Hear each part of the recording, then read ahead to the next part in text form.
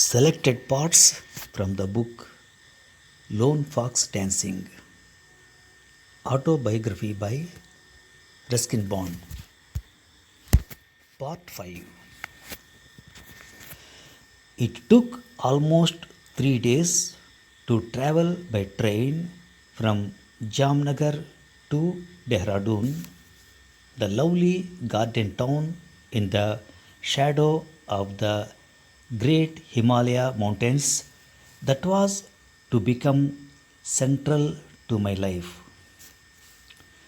In those days, India was perhaps the best place to undertake a train journey, for train travel at its best is all about romance, about the great outdoors where anything can happen.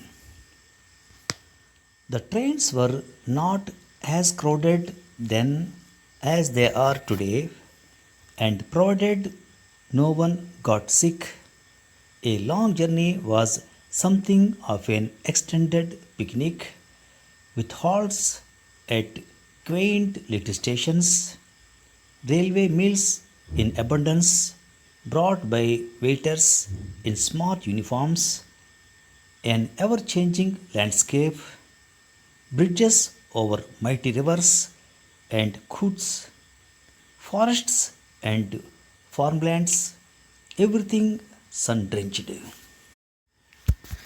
The air was crisp and unpolluted, and we let it rush in, for those were the days before sealed windows and air conditioning, except when dust storms swept across the vast plains. Bottled drinks were a rarity, the occasional lemonade or Vimto being the only aerated drink. We made our own orange juice or lime juice and took it with us. As we approached Dehradun that winter of 1940-41, I woke up early one morning and looked out of the open window at dense forests of sal and shisham, here and there a forest glade or a stream of clear water quite different from the muddied waters of the streams and rivers we had crossed the previous day. As we passed over a largish river, my father told me it was the Song River. We saw a herd of elephants bathing, and as I turned my head to look at the gentle giants till they were out of sight, we entered the Doon Valley, where fields of flowering mustard stretched away to the foothills. When we reached Dehradun station, we were soot covered and wilting. Coolies appeared to take our luggage. Daddy haggled with them, but not too much, and by the time we had walked out of the station, Dehra's bracing winter climate had already revived us. We took a tonga and creaked the clip-clopped pleasantly along quiet roads. Scarlet poinsettia leaves and trailing bougainvillea adorned the garden walls, and in the compounds grew mango, lychee, guava, papaya, and lemon trees that Daddy pointed out to me throughout our Tonga ride. The Tonga driver deposited us at the gate of my maternal grandparents' home and delivered us, father, mother, and two children, aged 6 and 4, to a future that none of us had imagined. It was the last time the family would be together.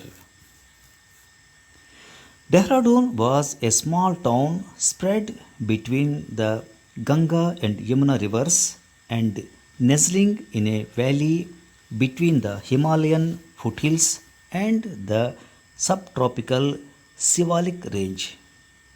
Today, it is a mini city with a population exceeding 10 lakhs, but 75 years ago, the population hovered around 40,000 souls.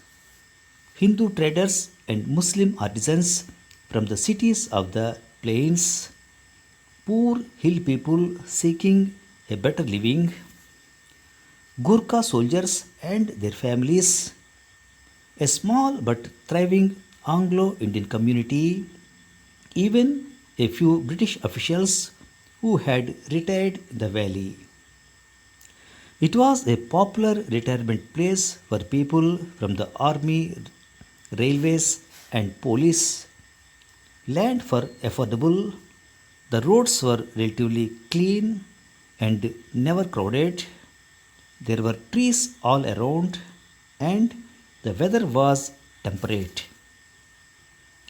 The summer months were hot but not too oppressive.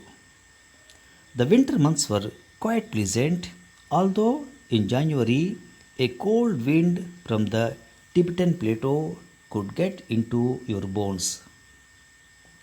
The monsoon rains arrived with a flourish late June, celebrated Lord Krishna's birthday in August, and slipped quietly away in September. Though it was formerly known as Dehradun, as it is even today, in the 1940s and 50s, everyone called it Dehra, and this intimate name suited the town well. It was small and green, somewhat laid back, easygoing, fond of gossip, but tolerant of human foibles. A place of bicycles and pony drawn tongas, there were very few cars and hardly any buses.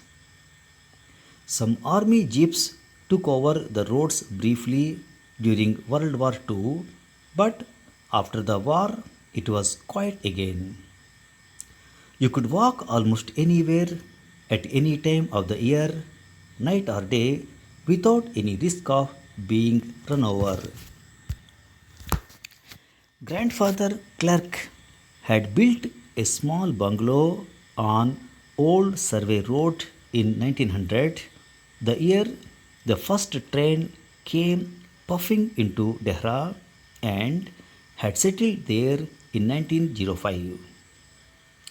It was a typical railwayman's bungalow, very basic, tidy and compact, with verandas front and back, and a kitchen separate from the main building. The only distinctive thing about it was that instead of the customary red bricks, grandfather had used the smooth rounded stones from a local riverbed. Through my childhood, this was the only home that gave me some feeling of permanence, even if I was not entirely happy here.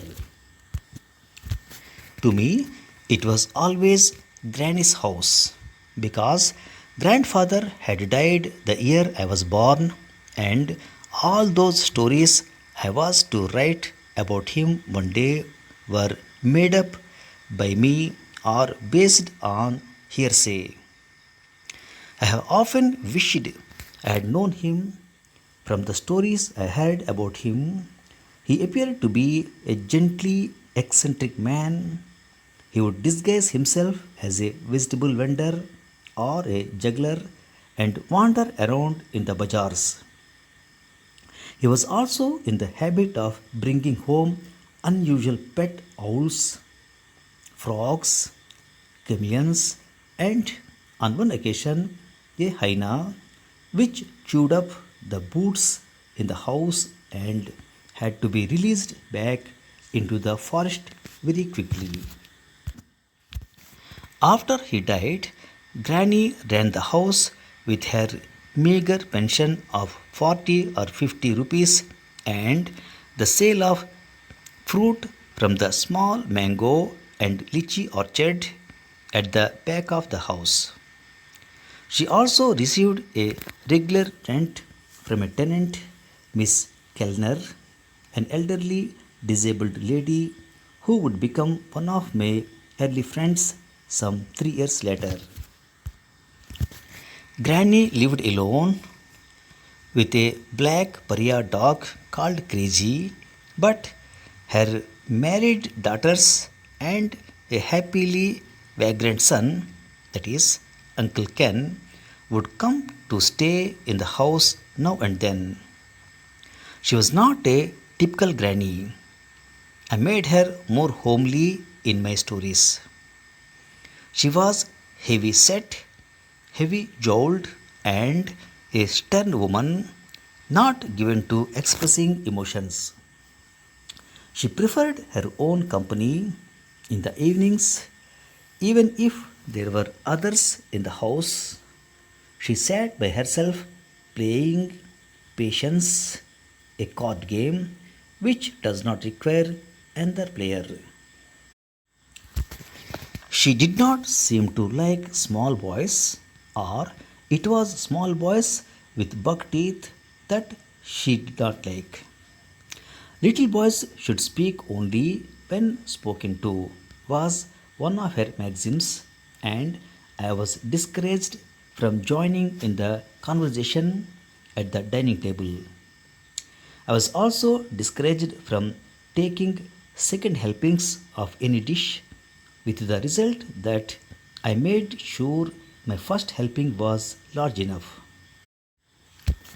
Already, I was missing my father, who was posted in New Delhi at Air Headquarters. He was over 40 when he joined the Royal Air Force RAF. He may have bluffed his age, or maybe one could enlist in one's 40s during the war. He had been given the rank of a pilot officer and was working in the codes and ciphers section. He must have been good at his job because he was soon a flying officer. But it was to be about a year before I would see him again.